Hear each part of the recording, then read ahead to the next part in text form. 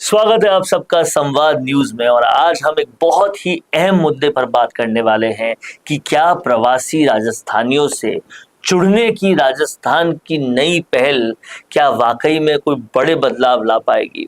और इस सब पर बातचीत करने के लिए मेरे साथ हैं दिनेश पोद्दार जी, जो कि भारतीय जनता पार्टी के भवन निर्माण समिति और वित्त समिति में बहुत अहम जिम्मेदारी निभाते हैं और अपने आप में एंटरप्रेन्योरशिप जर्नी में बहुत सफलतम रहे हैं। तो इन सब मुद्दों पर बहुत ही ज्यादा गहराई से आज बात करेंगे। सबसे पहले सर, स्वागत है आपका। बहुत नमस्कार। नमस्कार सर, मुख्यमंत्री भजनलाल शर्मा ने हाल ही में प्रवासी राजस्थानी सम्मेलन की तैयारियों की बहुत ही गहनता से समीक्षा की और कई सारे बड़े ऐलान भी किए।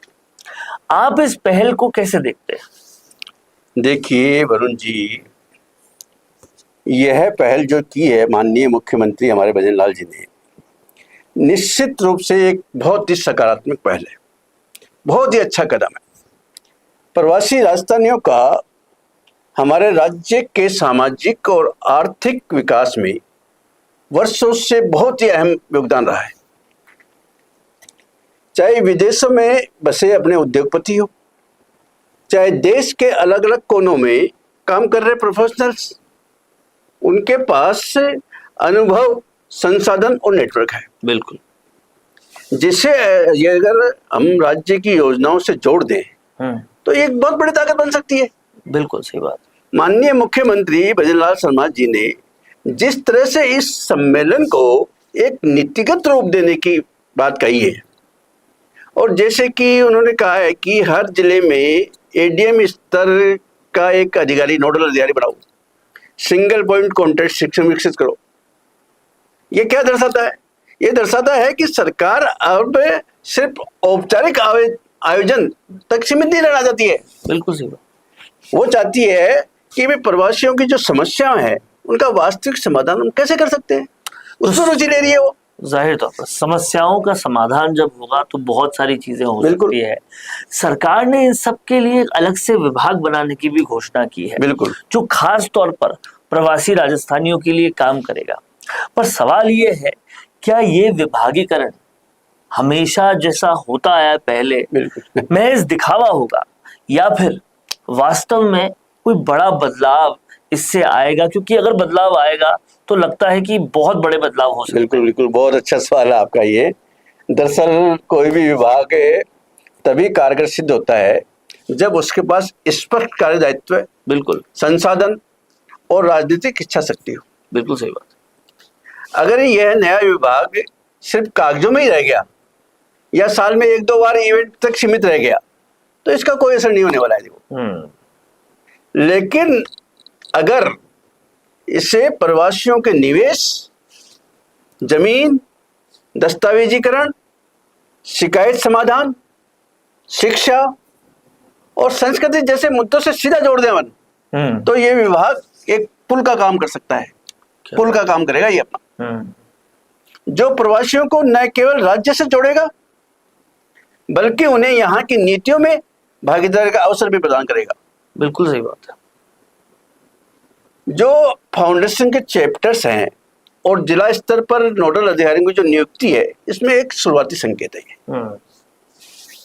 अब असल कसौटी की बात इस बात पे होगी जो इसकी कि इसे जमीनी स्तर पर अब कितनी मजबूती से लागू कर सकते हैं। बिल्कुल ठीक कहा आपने सर कि जमीनी स्तर पर कितना मजबूती से लागू होगा, उसी पर सारी बातचीत टिकी हुई है।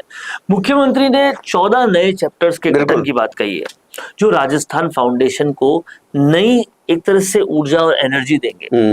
क्या इससे प्रवासियों से सीधा संवाद संभव हो पाएगा? बिल्कुल बिल्कुल, सीधा संवाद बिल्कुल संभव हो सकता है। चैप्टर्स की जो अवधारणा है वो बहुत ही व्यवहारिक और दूरदर्शी होती है।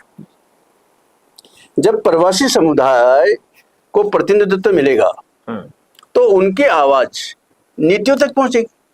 बिल्कुल सही। और जो आज की तारीख में बात करें अपन, तो मैं प्रवासी समाज का एक सशक्त समुदाय है, चाहे वो अमेरिका में बसे प्रोफेशनल हो, यूरोप में व्यापारी हो अपना, या खाड़ी देशों में काम करने वाले मजदूर।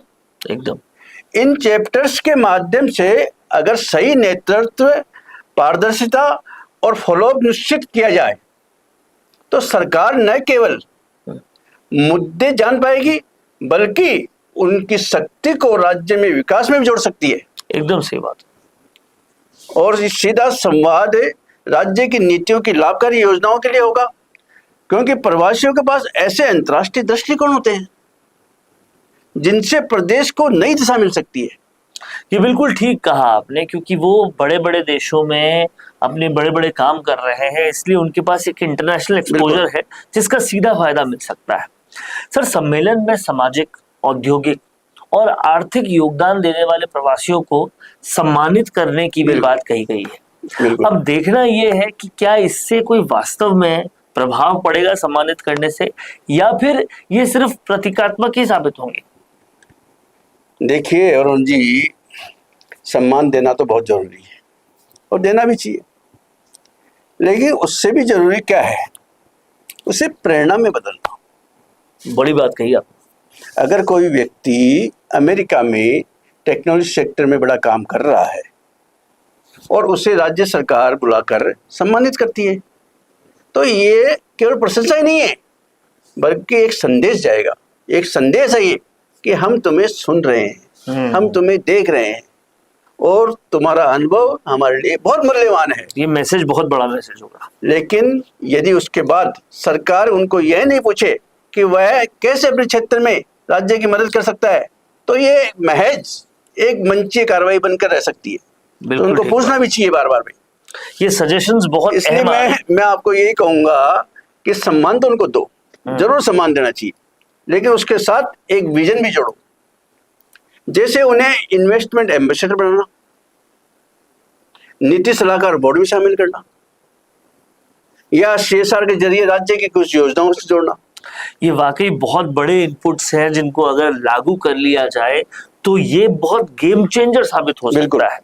सर, ये सम्मेलन राज्य की वैश्विक पहचान को भी क्या बढ़ा सकता है? क्योंकि देखा जाए अगर तो आज एक फाइट है हर राज्य की कि इंटरनेशनली वो कितना बड़ा बन पा रहा है, तो क्या ये संभव होगा इससे? बिल्कुल बिल्कुल बिल्कुल, क्योंकि आज हर राज्य में अपनी वैश्विक ब्रांडिंग को लेकर जो प्रत्येक राज्य इसमें सजग है।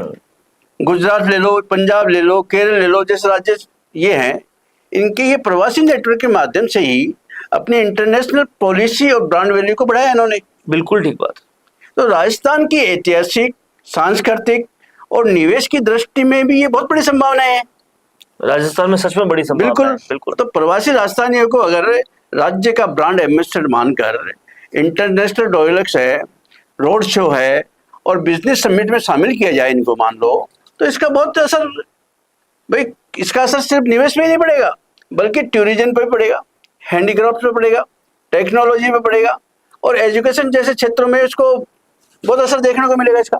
अगर ये पूरा वीडियो प्रशासन, शासन देख रहा है तो कई ऐसे अहम इनपुट्स हैं जो इस योजना को बहुत बड़ा बना सकते हैं। सर, अंत में मैं आपसे यही पूछना चाहता हूँ कि आप इस पूरे पहल को सारांशित, समराइज करके अगर कहेंगे तो क्या कहना चाहेंगे? मैं तो ये कहूँगा अरुण जी, ये एक बहुत ही अच्छा कदम है ये, बशर्ते क्या है कि इसकी राजनीतिक घोषणाओं तक सीमित न रह जाइए। बिल्कुल। यदि सरकार वाकई में कुछ योजना के साथ इस पूरे सम्मेलन को और उसके बाद बनने वाले इस विभाग को आगे बढ़ाना चाहती है तो ये एक मॉडल बन सकता है और पूरे देश के लिए मॉडल बन सकता है। प्रवासी राजस्थानियों को सम्मान, संवाद और सहभागिता के 3 स्तरों पर जोड़ दें अपन, तो राज्य की जो अर्थव्यवस्था है और वैश्विक छवि है, दोनों को जबरदस्त फायदा मिल सकता है।